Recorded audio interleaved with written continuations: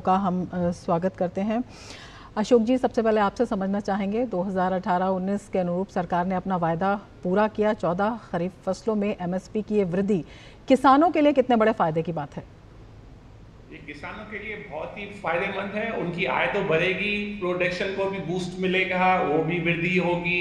और जो भारत है अब ये विश्व में एक सप्लाई चेन बनता जा रहा है फूड के लिए, खाद्यान्न के लिए। तो हमारा जो इंडिया का जो जैसे राइस है या धान है, धान तो नहीं, गेहूं और चावल, उसका निर्यात बहुत, उसकी डिमांड भी बहुत है, मांग बहुत है। और इस बार हमने 22 मिलियन टन का एक्सपोर्ट भी किया। तो सिर्फ हमारा घरेलू बाजार में जब इसका मूल्य मिलता है किसानों को, तो किसान बड़े उत्साहित होते हैं, तो वो और री इन्वेस्ट करते हैं, उससे और उनकी आय बढ़ेगी। और मुझे पूरा विश्वास है कि जो सरकार का ये कदम है वो काफ़ी दूरगामी है।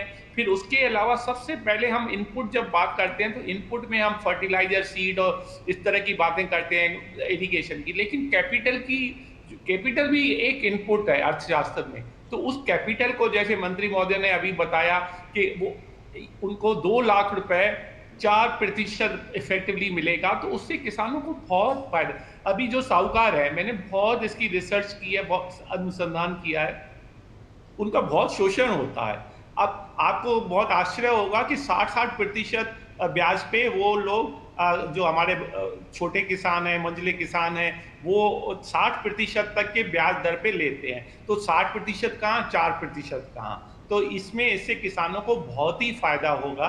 और मुझे लगता है खेती जो है वो काफी लाभदायी होगी और किसानों को फायदा होगा, उसे एक्सपोर्ट को भी बढ़ावा मिलेगा। और आज प्रधानमंत्री ने भी कहा हम 2047 तक किसी भी चीज का हम बाहर से लेके नहीं प्रयोग करेंगे। तो ये एक लंबी सोच है, दूरगामी सोच है।